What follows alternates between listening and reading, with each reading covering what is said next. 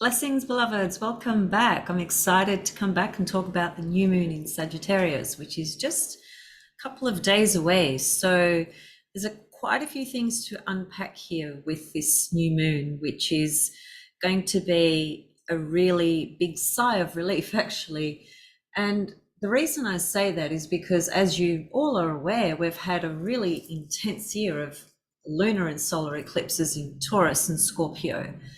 And they've been so impactful on the collective stream and in our own personal lives. And we have each experienced that in very different ways, depending on where these eclipses have landed in your chart, what they've activated and so forth. But in summary, to encapsulate these solar and lunar eclipses, and particularly with the Mars-Neptune square aspect, well, Mars is retrograde in Gemini as well, which has added another dimension. It's really about cutting through the falseness, right? It's cutting through all the BS that is being presented to us left, right, and center, and really has been for, we could say for infinity, really, to some extent. But the point is that when we go through intensified cataclysmic passages, things become so intense that we are really confronted with the actual truth and the actual reality of what is. And it is up to us as seers, as visionaries, as sovereign beings to cut through the BS that's being dished out, right? Left, right, and center. And so I feel these lunar eclipses and solar eclipses in Taurus and Scorpio have really paved that path for us. Everything's been exposed, everything, literally, on the collective and in our own personal lives. And we can see what's real and what isn't. It's up to us to see that. The offering is there for us to see it. If we want to have the eyes to see it, we can. I certainly have. I'd love to hear your thoughts as well on what's been revealed to you this year, especially what's been exposed, what truths have you come to really understand and come to terms with and rise above as well. Because when we're talking about cutting through the BS, we're talking about cutting through a false paradigm that is being presented as a core truth, when in fact it's not. That's the collective picture. Then on the personal, individual scale, we have, well, what's all the BS in my own life? What's the BS that's been presented to me, that's been projected on me, whatever it is? So we have reached that point where we can no longer just accept things that are not real for us, things that are not real. Things in our life that we choose to engage in and commit to and give our love and attention to need to be real. They need to come from the heart center, from the soul. Otherwise, it's just fake and fabricated. It's BS, right? So it's been a really heavy year. And here we are, really, basically, we've only got one more month, till the end of 2022. And we are finishing off this year with this beautiful new moon in Sagittarius. Well, not quite, because we're going to have a new moon in Capricorn. When's that going to be? I just need to double check that date, but we'll get back to that. So overall, when we prepare to step into this new moon, we can really reflect on our journey for the entire year and how we have been able to cut through all the bullshit in our life with whatever we've allowed in, whatever we're ready to let go of, and what we are ready to really integrate moving forward from a place of the soul, the heart, and the truth. Now, the truth is subjective. Yes, it is. It is our own truth, the truth that vibrates in your own center, that feels right for you. That's the truth for you, whatever that is, whatever that looks like. There's that. And then there's the undeniable bullshit paradigm that's being presented and has been for a long time on a number of different scales that has impacted people's lives in numerous ways, and we all know. And social media is, you know, largely responsible for the misinformation and the overload of bullshit data that's presented. So it is up to us what we choose to embrace, integrate, step into. And it's a little bit like swimming in the ocean, right? And diving really deep, diving into a zone that's unknown, but that is all encompassing of everything, right? And you're moving away from the surface of the water. The surface is just the tip of the iceberg of everything about a person, about what we see in this 3D reality, right? So we you know, Scorpio Taurus has really taken us into the deep layers of our soul, Scorpio, and how we are containing ourselves, right? In the physical, Taurus, how we are integrating the truth of the soul, Scorpio, the truth, every aspect of it about ourselves and about what we see. That's been the opportunity with these eclipses. Admittedly, they've been really hard, really intense. Lots of things have been exposed, left, right, and center. And it's been great. It's been great in those ways. You know, if you operate from those deeper levels and you've got the lenses that look through the BS, then you would be grateful because you can see right through it. For those that can't, I have tremendous compassion, because it would look so hopeless when you look at it from that paradigm that's being presented. So this is what we've been working with really all year. And the Mars-Neptune, Mars in Gemini, which is all about data and information, what people are saying, what someone is saying to you, what you're hearing. Mars square Neptune, always remember that the potential for absolute bullshit is always there with Mars and Neptune, because it's in Gemini.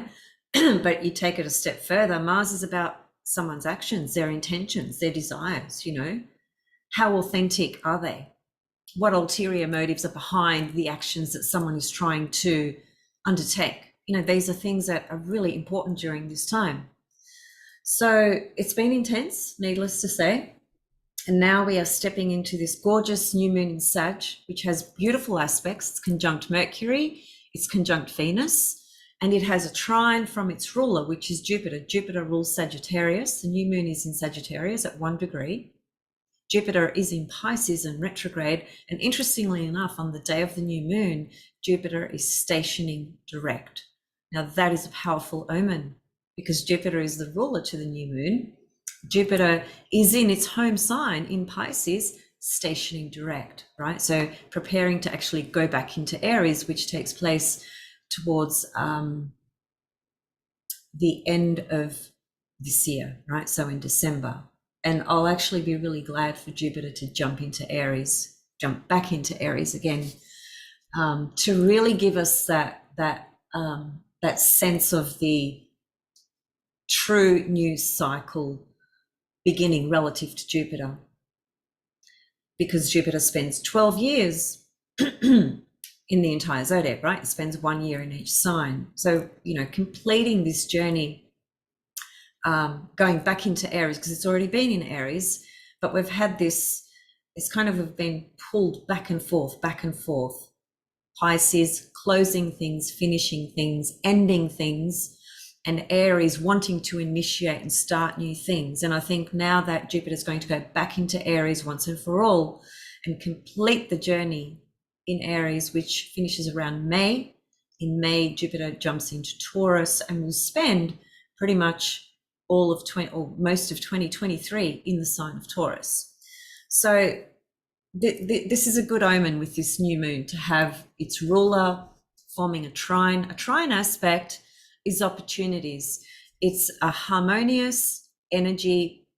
It's a energy of the archetypes, the planetary energies involved, actually supporting each other to develop or manifest or integrate towards what you want to give birth to relative to this new moon cycle.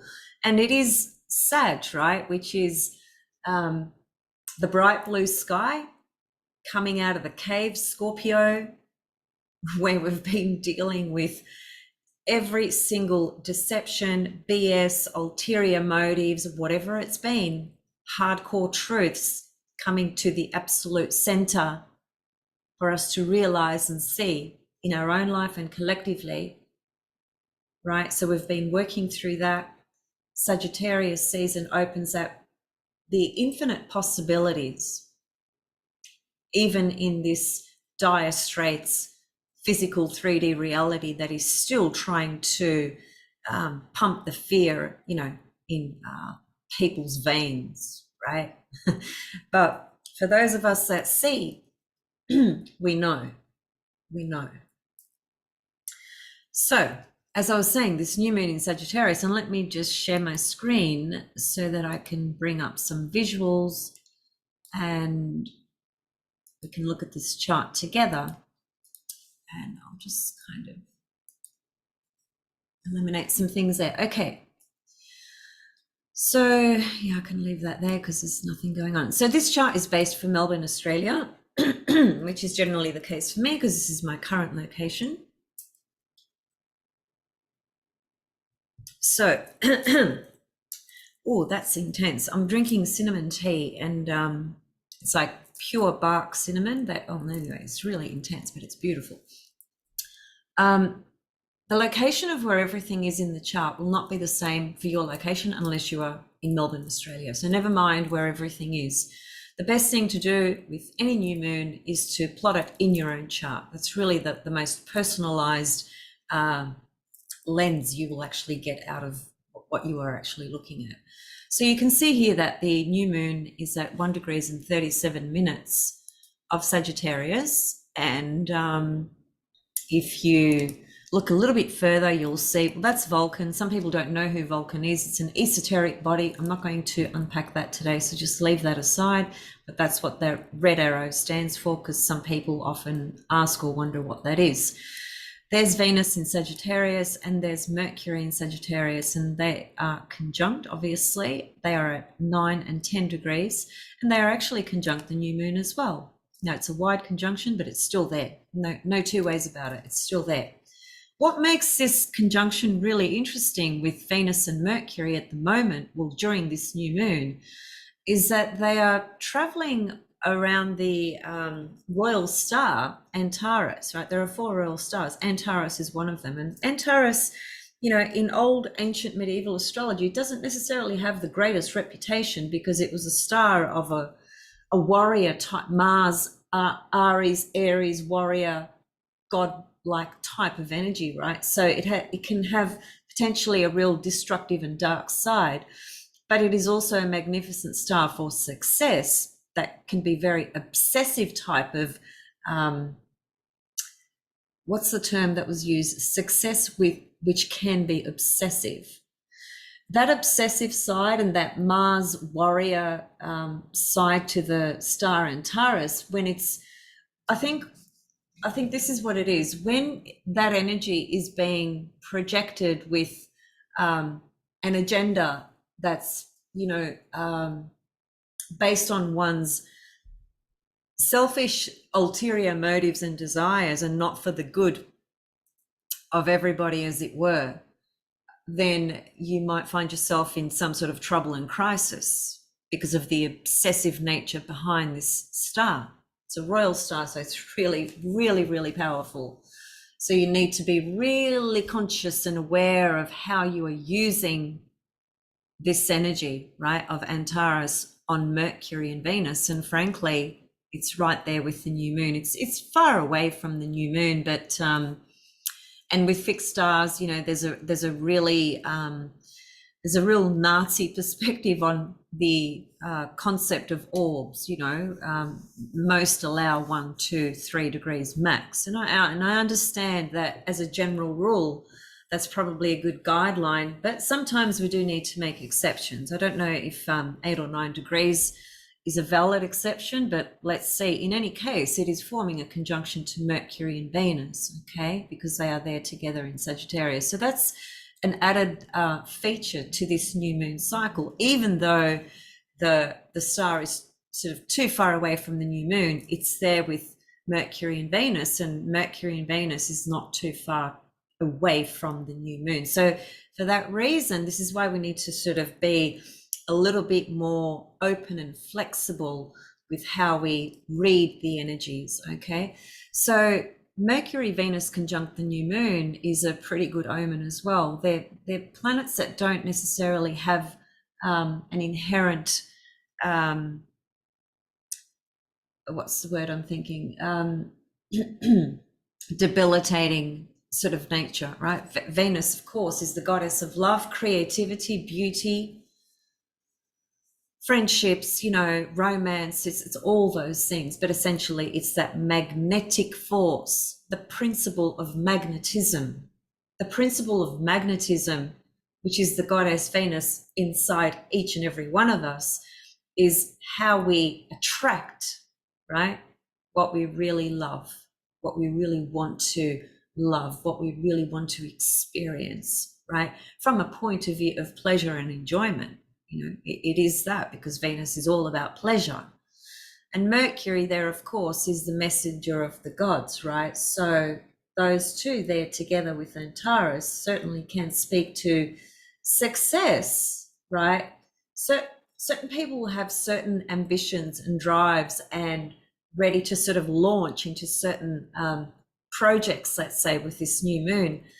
And there can be success that can be attained because of Antares being present there, well, those planets rather transiting over the constellation, right, over the star.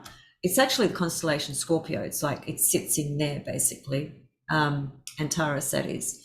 So that's why, another reason why it has that sort of dark side and that edge to it, and got to be careful. Just need to be congruent, right, with our intentions. You know, that there needs to be a clear intention with what we are trying to achieve with this energy.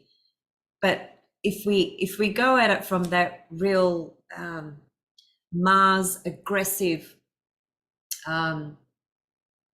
attack, as it were, you know, with ulterior motives and all sorts of stuff enmeshed therein, there can be trouble with it. So that would be sort of like the warning kind of side. And given the nature of reality at the moment, because everything is so cataclysmic still, for that reason, we would actually need to be even more careful, because this fixed star has potential in areas of, you know, war tendencies, war-like aggressive type of now situations. Now we can apply that into our own life, right, into our own circumstances, our personal life, and see it from that lens as well, and see that we could create, you know, unnecessary negative conflicting energy where we don't need to. This is why we need to bring awareness in with the intention of how we are using this energy, let's say, right? So that's one of the real highlights with this new moon, Venus and Mercury right there with Antares. And the new moon, as I said, being in Sagittarius, which is by its very nature, well, first of all, it's a fire sign, it's mutable, and it's masculine, right? It's ruled by Sagittarius. Sagittarius is the greater benefic in astrology.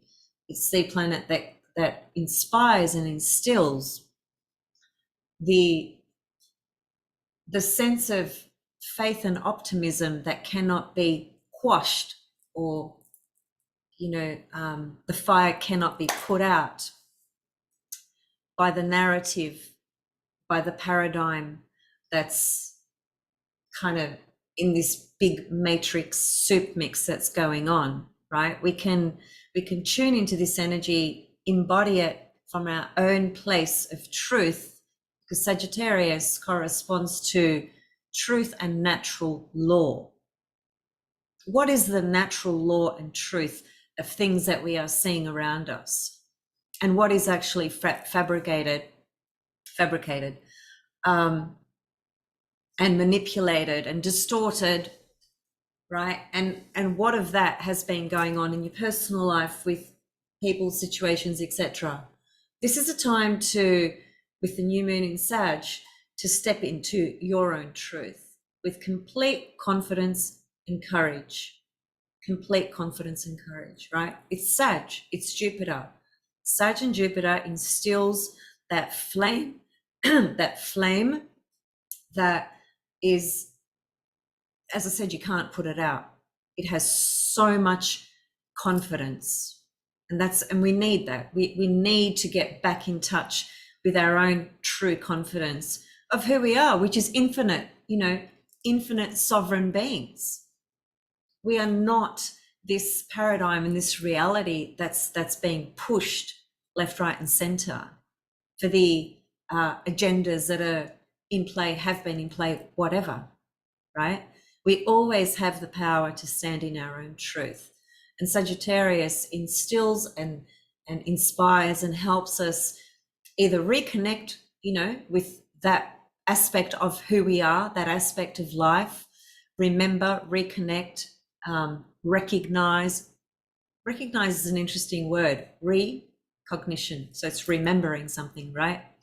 So personal truth is also Sagittarius. And so once again, yes, truth is subjective.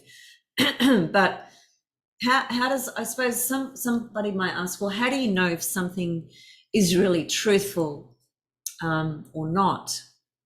And that's quite a broad question, because then it would come down to, well, what subject are we talking about? What situation are we talking about, etc. So given it can speak to such a large umbrella, let's narrow it down and bring it back to, well, what is something that feels truthful for you? How do you know when something is truthful inside you? How do you navigate that journey? How do you identify? How do you detect the BS from what is actually really true, that is residing in you, that comes from the highest place of who you are, which is infinite consciousness?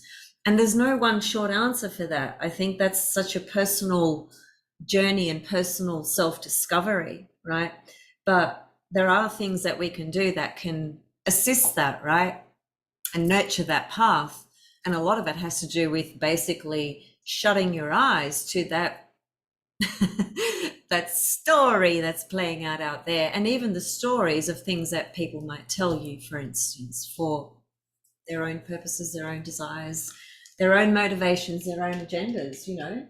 It's once a wise, very wise soul once said to me, if you want to know about truth and whether somebody is authentic and truthful with their words, you just need to see, are the back feet matching up with the front feet? And it's a very kind of philosophical, almost biblical type of reference, right? But you need to see that one's, in other words, what somebody is speaking is matching with what they are doing. That's how you know when it's truthful. And we can apply that into our own self as well.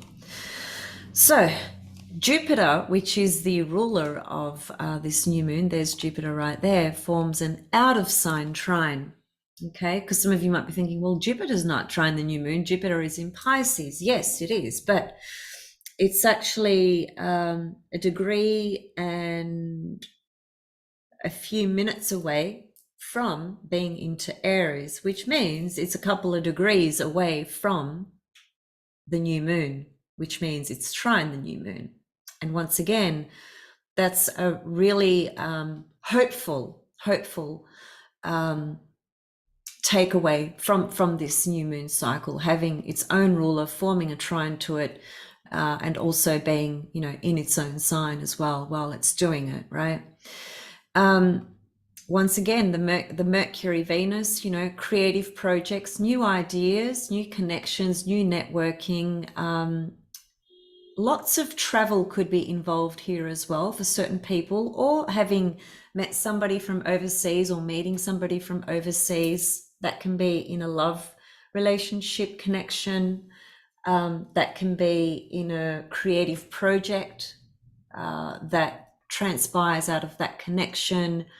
Lots of networking, Mercury. So these are really, really beautiful energies, really beautiful omens with this new moon. There's a lot to look forward to with this new moon, actually, and always with new moons, as we know, it's really about,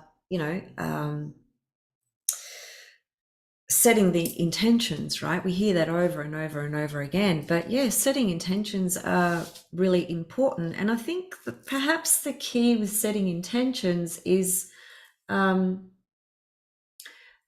feel that the intention must really come from a congruent place within you, right? About who you are becoming, what you are ready to do at this point in your life. It's not just about having some small little idea and going, all right, I'm just going to set the intention for blah blah blah, and you're not really invested in it. It's just an idea, it's just a thought, and you just kind of think, oh yeah, new moon, I'll set that intention. I think we have to bring ourselves right into that landscape, into that field, into that energy, and embody and integrate, and in this case have a sense of faith and trust and belief and knowing, and further to that, really trusting our intuition, because Sagittarius is a very intuitive sign. So intuition is very much about this new moon as well, using our own intuition, inviting our own intuition in to give us the eyes to see the truth, Sag, of where we are heading, where we want to head, and what sort of intentions we are really prepared to invest in as well. Now, I'm using the word investment because I see here as well that, interestingly enough, the goddess Vesta is forming a square to this new moon. And Vesta just recently ingressed into Pisces, and I did a video on that. So if you want to hear more about Vesta in Pisces, you can always check out that video. It's up there on my channel. I think the square here is an interesting part of this story, and I guess we need to consider that because Vesta is, what are we investing our anything into? Our love, our money, our energy, our thoughts, our time, whatever it is, right? And it is a new moon, so Vesta is going to have a significant undertone to this cycle as well. And squares are really challenging aspects, right? They are a dynamic that can create conflict and tension, but sometimes that conflict and tension can also help us find a resolution and an outcome and take an action towards something, right? Because the square aspect tends to make things fairly uncomfortable, and when we are uncomfortable, that's when we actually tend to take action on things. It's when everything's kind of cruising along and nothing's making you feel awkward or uncomfortable, you're just going to cruise along, right? You're just going to go with the flow, as it were.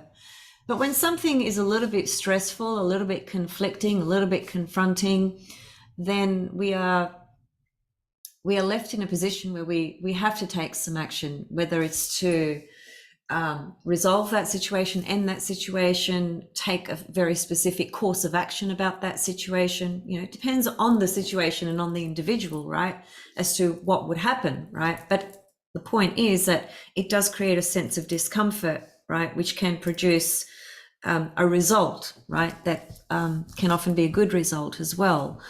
Now, I mean, Vesta square the new moon can, if it was going to bring in some challenging components, perhaps it would be something around the nature of our emotional needs, the moon,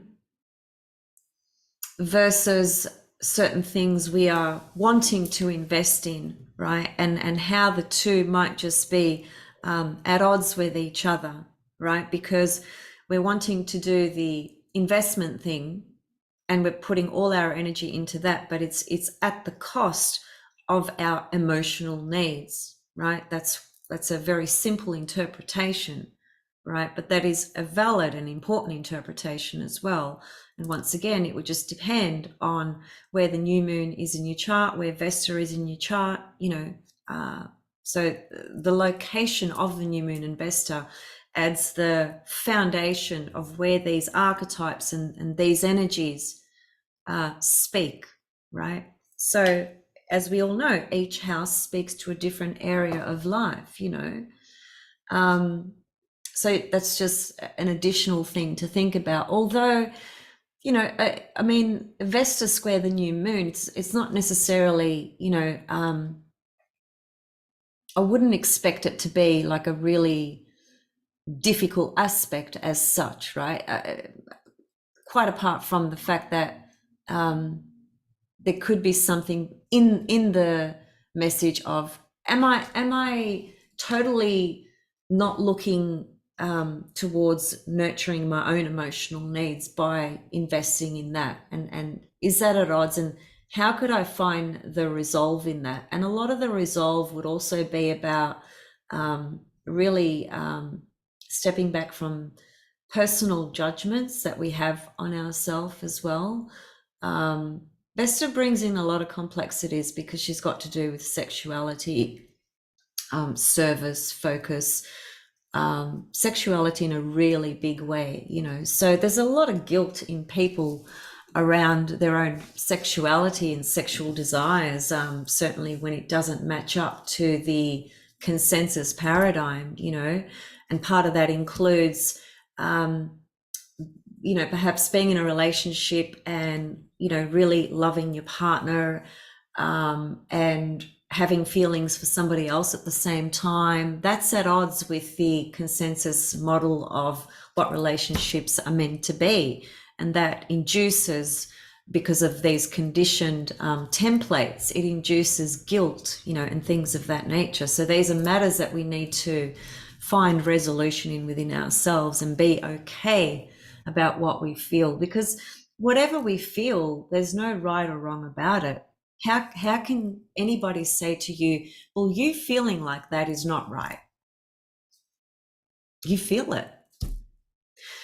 Let me just draw a distinction here. Sometimes, though, depending on the situation and the circumstances, it is absolutely necessary to, yes, acknowledge what you feel, but not necessarily act on it. There might be certain morals, certain ethics, certain values that are so important to you that are really on the other side of the fence of these feelings you have of this particular thing over here. So it is a complex thing. But when we remain in that conditioned space, we come from that conditioned space in how we look for the resolution and how the induced guilt comes up. So these are just some other kind of themes that could be important for somebody on the earth at this time with this new moon. What else have we got here? So as I mentioned before, I think I mentioned it before, Jupiter is stationing. You can see the S just over here. Well, that's Jupiter stationing direct, right? Now, when a planet stations, whether it's whichever direction it's going to go, whether it's going to go direct or retrograde, the stationing period is a real hot spot. A lot of things can happen when a planet is stationary, even though it's it appears, at least from our perspective here on Earth, to have like completely stopped in its tracks, just dead stopped, right? And so one might think, well, if something's not moving, nothing's happening. It's not true at all. In fact, to the contrary, when a planet is stationary, there is tremendous vibratory energy, magnetic energy pulsating from that zone that planet is standing stationary in. And I've seen this through the years many times. When a planet is stationary, huge things can happen. Now, huge is a good word for Jupiter because Jupiter rules the all expansive infinite possibilities of the field of consciousness, which is us expressing and living every single day in the way that we are. So there's huge potential here for something big to really start to develop and form from the point of view of Jupiter and Sagittarius, right? Depending on what we are intending and what we are seeking with this journey of this new moon in Sagittarius. And let it be, I would say, quite apart from the external ambitions that certain people may have with this energy, I would say that if you can allow it to be the source of total and utter inspired vision and truth for you, through that field, you can give birth to unlimited possibilities. And this is, I think this is an important point, just stepping into the Sagittarius field, new moon in Sag, Jupiter the ruler, forming a trine, Jupiter stationary. There's like level upon level upon level with this new moon.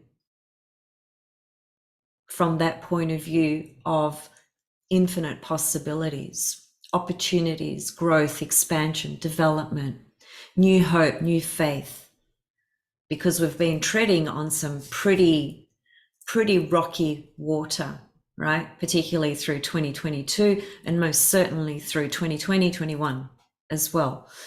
And the Scorpio, Taurus, solar and lunar eclipses this year have smashed through every false paradigm, story, presentation, intention, motivation, agenda.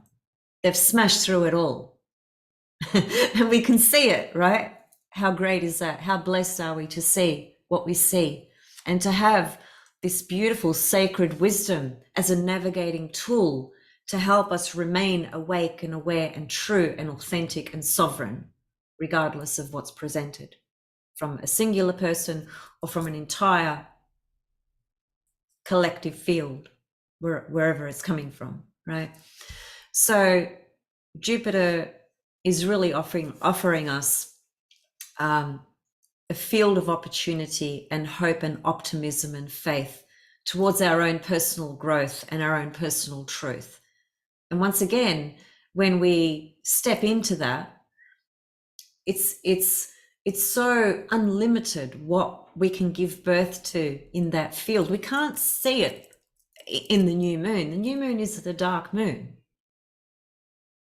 It's the pulsating force, vibrating, pulsating force of life emerging. Very powerful, right? So, you know, Sagittarius, field of infinite possibilities, truth, wisdom, connections with other cultures and people, you know, opportunities, growth, expansion, all those beautiful Sagittarius expressions, right? And yeah, Jupiter forming a trine really just feels, it feels good. It feels like there's a lot that can come out of this cycle for many of us. It just depends who you are and what's happening in your life, right? You can't just rely on a new moon to change your whole life, as it were, but a new moon can be a huge activating point for the tables to turn, right? And don't forget, Antares is, or Mercury and Venus conjunct Antares during this time as well. So there is promise for success, but you just need to bring in really crystal clear awareness around your motivations with what you are doing and why you're doing it, and then there can be success from it, right? So those are the main things that I wanted to share really about this new moon. Conjunct Antares, which is a royal star, trine by Jupiter, which is its natural ruler. Jupiter is stationary, so there's the surge of life force pulsating through the new moon, and Jupiter stationary in this field that is vibrating so intensely. I don't know if intensely is the right word, because often when we use the word intense, we think Scorpio. Let's just say that it's a field that Jupiter stationary, it's a field where things happen, and big things can happen because it's Jupiter, and Jupiter rules all big things, whatever it is. So there's a lot to look forward to with this cycle. Let me just check something out here before I go. So I just want to see the exact day of the full moon. It's going to be, it's going to be in December.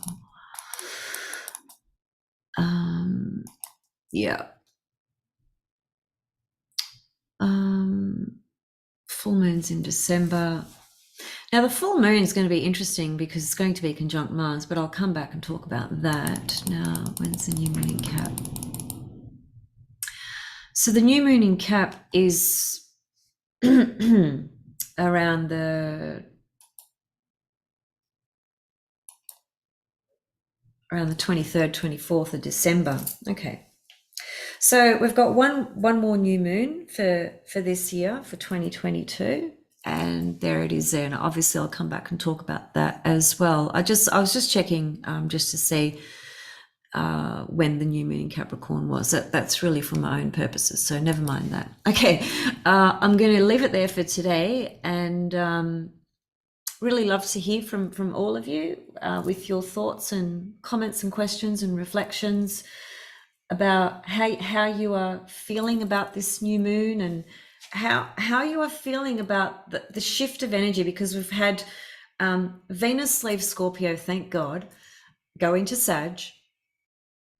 Mercury leave Scorpio, thank God, go into Sag. The Sun in a couple of days' time, or tomorrow I think it is, leaving Scorpio, going in Sag, thank God. I'm saying thank God because with the solar and lunar eclipses in Scorpio and Taurus, it's just been like too much. We need to collect what we have come to understand, recognize, and kind of wash away the unwanted, wash it away, clear it out, and prepare for this beautiful new moon in Sag, which has got so many positive omens about it. And Sagittarius, as I always say, is happy-go-lucky. It's just one of those signs that is always associated to good luck and fortune, if you want to use those kind of old school terms, which life is not just about good luck and fortune. Fortune is actually more associated to timing. When something fortunate happens, it's because you're in the right time and the right place. So timing. But in any case, Sagittarius is typically characterized with fortune, possibilities, growth, expansion, truth, wisdom, lights up that beautiful flame of truth, and is just ready to embark on a completely inspiring journey. And there'll be a lot of people that are not able to travel at this time, but you got to understand that traveling is not just in the physical. We travel when we astral travel, when we go to sleep. We travel in our consciousness. We travel in our mind. We travel in our heart. We travel in our soul. We travel with our dreams. It doesn't have to be a physical thing. So keep that in mind as well when we step into this beautiful Sagittarius field, right? Okay, much love and many star blessings, and see you all soon. Thanks for watching, and much love. Bye for now.